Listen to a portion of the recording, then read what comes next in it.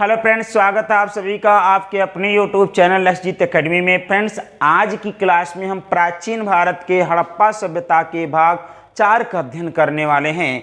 भाग 4 में आज पूरी वीडियो में हम क्या पढ़ने वाले हैं, सबसे पहले इस पर हम एक व्यू दे देते हैं आपको, जिससे आपके दिमाग में ये बन जाए कि आज की क्लास में आपको कौन सा कंटेंट मिलने वाला है, किस तरह के तथ्य के बारे में आज की क्लास में हम पढ़ने वाले हैं। ये वे महत्वपूर्ण तथ्य हैं जो सबसे ज़्यादा आपके एग्जाम में पूछे जाते हैं। आइए एक एक बिंदुओं पर हम चर्चा करते हैं। आज हम हड़प्पा सभ्यता के महत्वपूर्ण तथ्यों में सबसे पहले पढ़ेंगे हड़प्पा सभ्यता का काल निर्धारण कैसे किया गया। हड़प्पा सभ्यता का काल कब से कब तक था, हड़प्पा सभ्यता का सबसे महान सर्वकाल कौन सा था। फिर देखेंगे हड़प्पा सभ्यता के निर्माता किसे कहा जाता है, हड़प्पा सभ्यता के निवासी किसे कहा जाता है। फिर हम बात करेंगे हड़प्पा सभ्यता की लिपि कैसी थी, वह किस प्रकार लिखी जाती थी। फिर हम बात करेंगे नगर संरचना, जो कि विश्व की पहली नगरी देखेंगे सभ्यता मानी जाती है, वहाँ के नगर का निर्माण कैसे किया गया, नगर बसाया कैसे गया, रास्ते कैसे बनाए गए, ये देखेंगे हम नगर संरचना में देखेंगे। क्या कौन सा वह हड़प्पा सभ्यता का स्थल था जिसका मुख्य द्वार मुख्य सड़क पर खुलकर और अन्य देखेंगे नगरों के द्वार जो स्थलों के द्वार मुख्य सड़क की तरफ न खुलकर वह गलियों की तरफ खुलते थे। इसमें बात करने वाले हैं समाज देखेंगे जो हड़प्पा सभ्यता का समाज था वह कैसा समाज था, पितृसत्तात्मक था या मातृसत्तात्मक समाज था। यदि हम देखेंगे कौन सा समाज, इसका निर्धारण कैसे किया जाता है। फिर हम बात करेंगे हड़प्पा सभ्यता के लिए सिंधु घाटी शब्द का प्रयोग सर्वप्रथम किसके द्वारा किया गया। इसके साथ ही साथ अन्य महत्वपूर्ण तथ्य के बारे में पढ़ने वाले हैं जो आपके परीक्षा के लिए सबसे महत्वपूर्ण होंगे। तो चलिए हम शुरू करते हैं हड़प्पा सभ्यता के महत्वपूर्ण तथ्य के बारे में। यदि हम बात करें हड़प्पा सभ्यता को उपनिवेश माना जाता है, ये हड़प्पा सभ्यता उपनिवेश कहा जाता है। किसका कहा जाता है? सुमेरियन लोगों का। हड़प्पा सभ्यता जो है ये सुमेरियन लोगों का उपनिवेश कहलाता। बहुत इंपॉर्टेंट क्वेश्चन है, सुमेरियन लोगों का उपनिवेश कहलाता है। नोट कर लीजिए, बहुत इंपॉर्टेंट पॉइंट है, पीसीएस में पूछा गया है। उसकी बात करें हड़प्पा सभ्यता का काल निर्धारण। हड़प्पा सभ्यता का सबसे सर्वमान्य काल की बात करें, जो सबसे ज़्यादा माना जाता है, सर्वमान्य काल की बात करें तो यह काल है 1750 से 2350। 1750 से 2350 इस देखेंगे ईसा माना जाता है। 1750 से 2350 गलत हो गया, चलने दीजिएगा।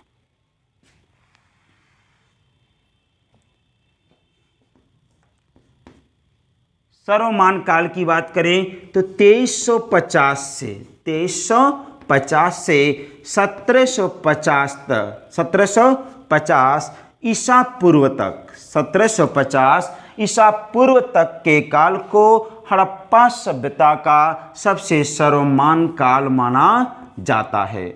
अब हम बात करेंगे, यह देखेंगे सर्वमान्य काल का निर्धारण। इस काल का निर्धारण कैसे किया गया, किस आधार पे देखेंगे इसे सबसे सर्वमान्य काल माना जाता है। तो देखेंगे हड़प्पा सभ्यता के सर्वमान्य काल 2350 से 1750 ईसा पूर्व को देखेंगे कार्बन डेटिंग विधि द्वारा निर्धारित किया गया। कार्बन डेटिंग विधि द्वारा इसे निर्धारित किया गया, डेटिंग विधि द्वारा निर्धारित किया गया। इसे C14 कहा जाता है, C14। तो कार्बन डेटिंग विधि द्वारा देखेंगे हड़प्पा सभ्यता का कार्यकाल देखेंगे जो बताया गया 2350 से 1750 ईसा पूर्व, यही सबसे अधिक सर्वमान्य काल माना जाता है। निवासी की बात करें या हड़प्पा सभ्यता के निर्माता की बात करें, हड़प्पा सभ्यता के निर्माता, तो हड़प्पा सभ्यता के निर्माता किसे माना जाता है? तो हड़प्पा सभ्यता का निर्माता भूमध्य सागरी लोगों को माना जाता है। भूमध्य सागरी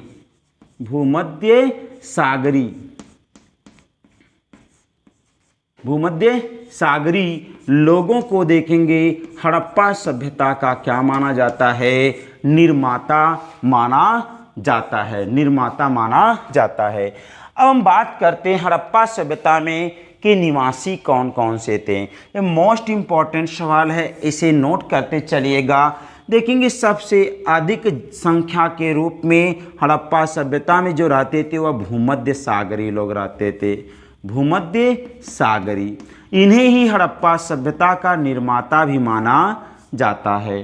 फिर यहीं पर देखेंगे प्रोटो ऑस्ट्रेलायड लोग भी पाए जाते थे, प्रोटो ऑस्ट्रेलायड, प्रोटो ऑस्ट्रेलायड। ये लोग देखेंगे कहाँ के निवासी थे, ये लोग भी निवासी थे कहाँ के, हड़प्पा सभ्यता। कई बार पूछा जा चुका है ये क्वेश्चन, हड़प्पा सभ्यता के निर्माता कौन है, भूमध्य सागरीय लोग। यहाँ पे कौन कौन से लोग निवास करते थे और कौन निवास नहीं करते थे। तो प्रोटो ऑस्ट्रेलायड लोग भी देखेंगे भूमध्य सागरीय हड़प्पा सभ्यता के निवासी माने जाते हैं। यहीं पर देखेंगे एक और प्रजाति पाई जाती, मंगोलायड। मंगोलायड प्रजाति के लोग भी कहाँ रहते थे, यहीं पर पाए जाते, यहीं के निवासी थे, कहाँ के, हड़प्पा सभ्यता।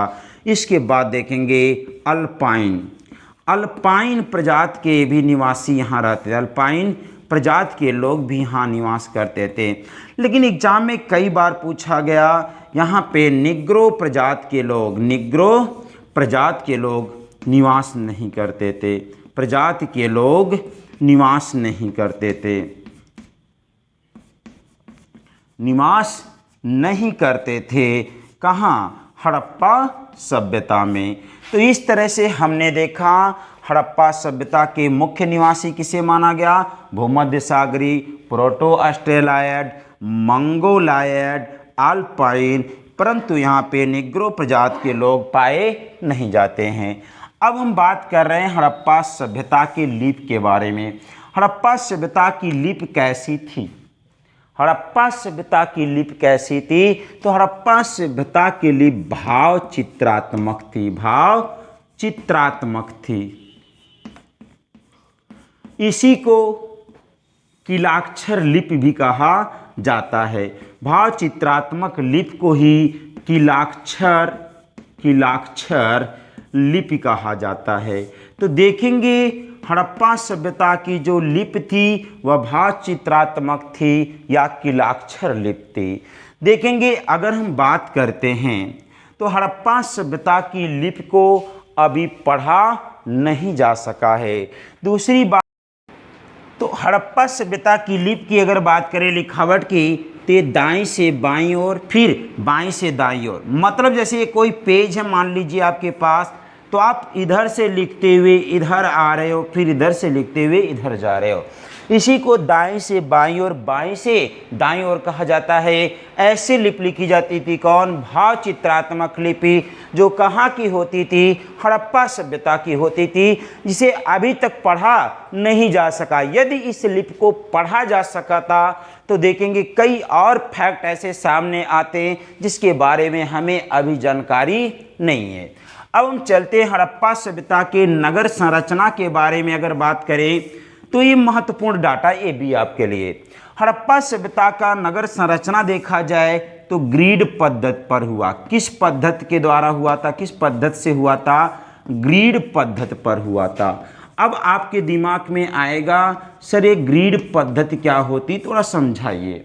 ग्रिड पद्धति क्या होती है, जब वह स्थान जहाँ पे देखेंगे सड़कें एक दूसरे को क्या काटती हों, लंबवत काटती हों, और इसके बीच में देखेंगे नगरों को बसाया जाता है, उसे ग्रिड पद्धति कहा जाता है। क्या है, जहाँ पर सड़कें समानांतर हों और एक दूसरे को लंबवत काटती हैं, अगर ऐसी संरचना का निर्माण किया गया तो उसे ग्रिड पद्धति कहा जाता था।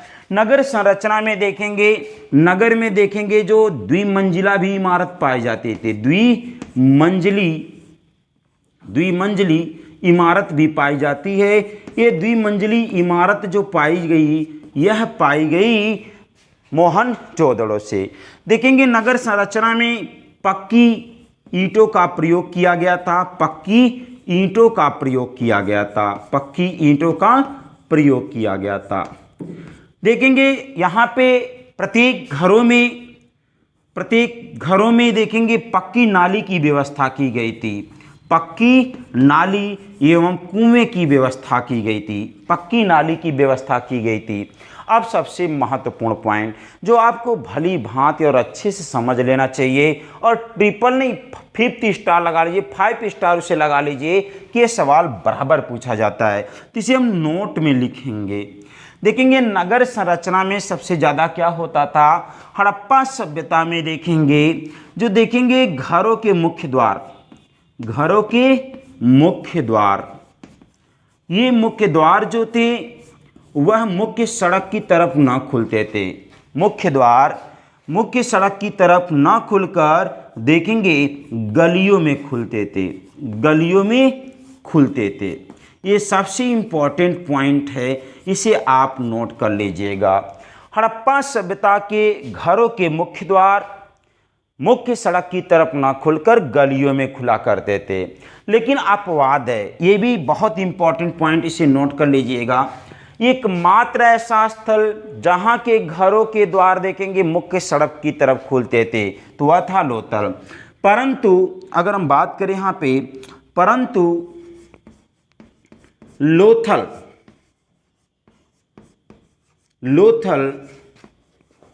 के घरों के मुख्य द्वार, घरों के मुख्य द्वार,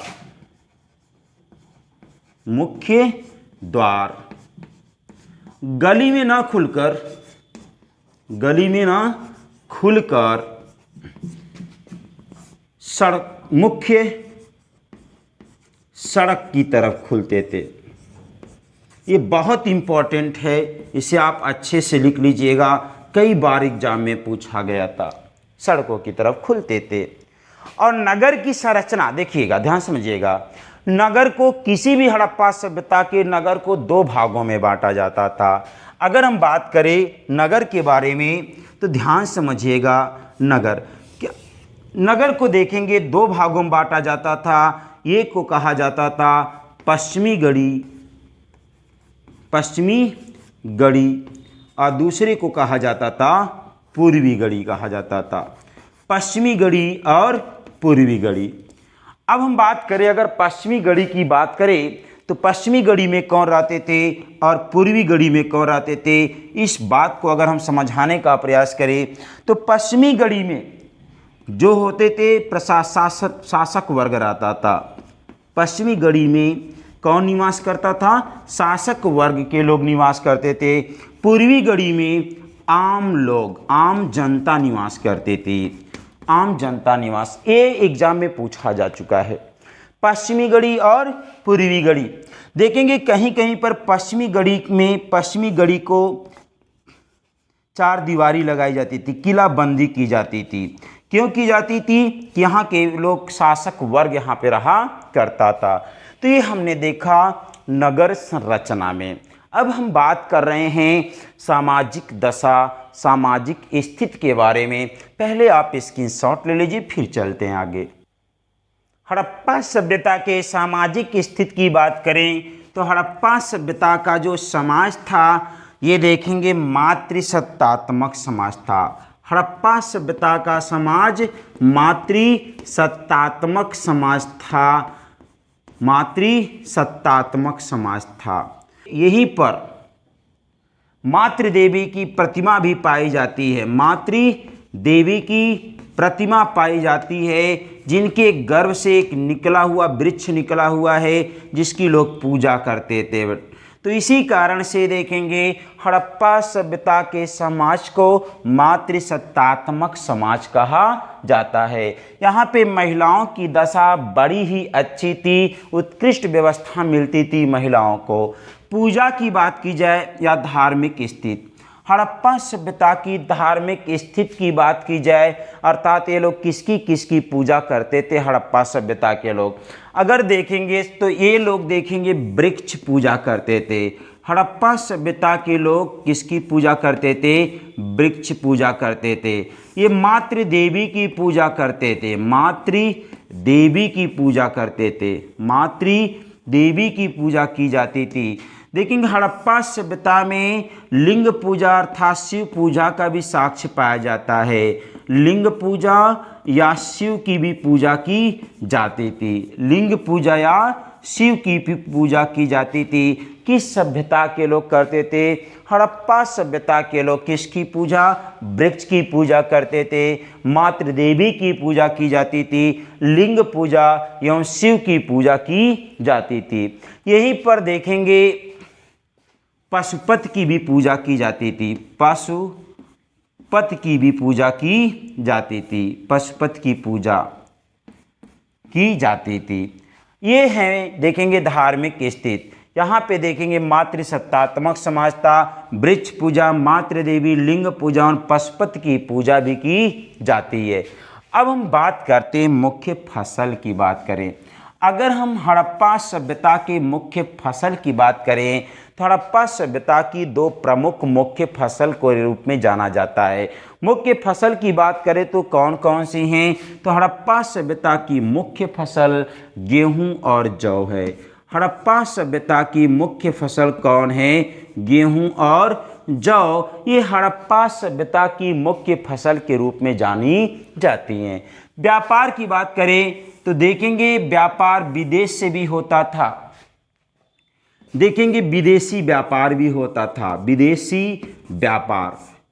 अब विदेशी व्यापार का जो साक्ष्य मिला, विदेशी व्यापार का जो साक्ष्य मिला हड़प्पा सभ्यता में, वह मिला कहाँ से? लोथल से मिला। लोथल में देखेंगे फारस की मुहर वगैरह पाई गई, जिससे अनुमान लगाया जाता था कि हड़प्पा सभ्यता के लोग विदेश से व्यापार करते थे। इस सभ्यता में मुद्रा का प्रचलन नहीं था।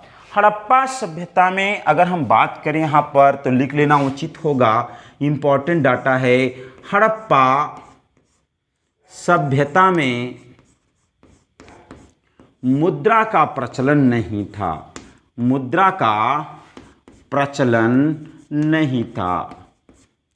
अब दिमाग में आ रहा होगा, यदि हड़प्पा सभ्यता में मुद्रा का प्रचलन नहीं था तो व्यापार कैसे किया जाता था? तो व्यापार देखेंगे, व्यापार जो किया जाता था हड़प्पा सभ्यता में वस्तु विनिमय प्रणाली से किया जाता था।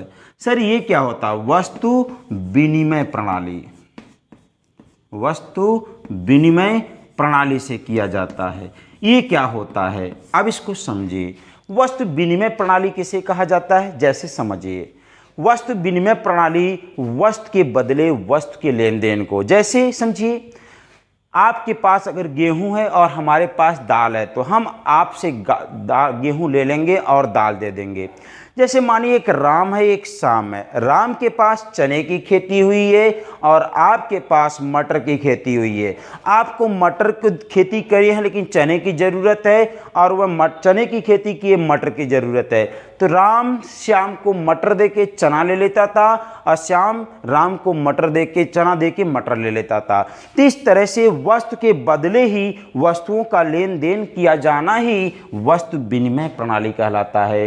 ये वस्तु विनिमय प्रणाली किस सभ्यता में प्रचलित थी? हड़प्पा सभ्यता में प्रचलित थी। रीजन क्या था? क्योंकि हड़प्पा सभ्यता में मुद्रा का प्रचलन नहीं था। अब हम बात करते हैं प्रिय पशु।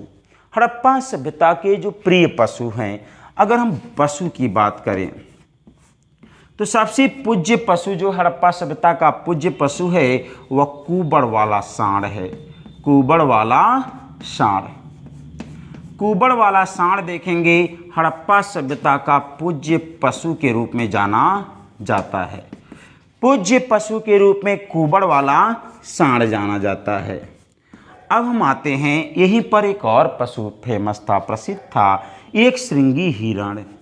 हड़प्पा सभ्यता का एक श्रृंगी हिरण भी पशु देखेंगे बहुत चर्चित है, एक श्रृंगी हिरण।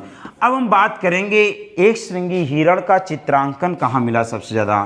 तो एक श्रृंगी हिरण का चित्रांकन जो सबसे ज़्यादा मिला है ये मिला है मोहनजोदड़ो से प्राप्त मोहरों पर। तो एक श्रृंगी हिरण का चित्रांकन देखेंगे मोहरों पर पाया गया। सबसे अधिक कहाँ पाया गया? मोहरों पर पाया गया। ये मोहरों पर कहाँ से पाई गई? ये मोहरें मोहनजोदड़ो से पाई गई। तो इस तरह से हमने देखा पशु के बारे में। अब हम कुछ महत्वपूर्ण अन्य तथ्यों के बारे में बात कर लेते हैं जो आपके परीक्षा के पॉइंट ऑफ व्यू से बहुत महत्वपूर्ण होते हैं।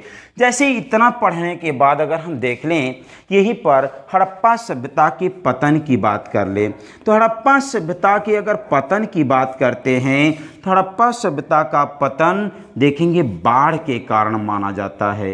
हड़प्पा सभ्यता का पतन बाढ़ के कारण माना जाता है।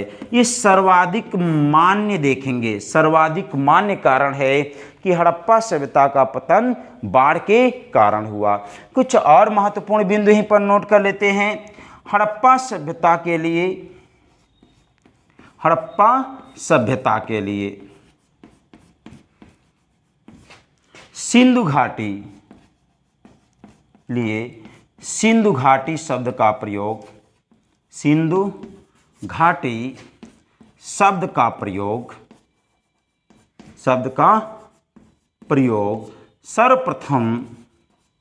सर्वप्रथम सर जॉन मार्शल ने किया था। सर जॉन मार्शल ने किया था। हड़प्पा सभ्यता की अगर बात करें तो देखेंगे ये किस काल की सभ्यता मानी जाती है। हड़प्पा सभ्यता को किस काल की सभ्यता कहा जाता है, तो हड़प्पा सभ्यता को देखेंगे कांस्य युग की सभ्यता कहा जाता, कांस्य युगीन सभ्यता कहा जाता है, कांस्य युगीन सभ्यता कहा जाता है। तो ये महत्वपूर्ण डाटा है, आप इसे इंक्लूड कर लीजिएगा। अब देखते हैं हड़प्पा सभ्यता को हमने अच्छी तरह से एग्जाम ओरिएंटेड पॉइंट के आधार पर समाप्त कर दिया है। अब मिलते हैं इसके अगले चैप्टर के साथ। यदि आपको डाटा इसका अच्छा लगा हो, वीडियो पसंद आई हो तो लाइक करना ना भूलिए, साथ में चैनल को सब्सक्राइब करना ना भूलें जिससे आपको अन्य वीडियो का अपडेट सबसे पहले मिले। मिलते हैं फिर किसी नेक्स्ट वीडियो में, तब तक के लिए जय हिंद।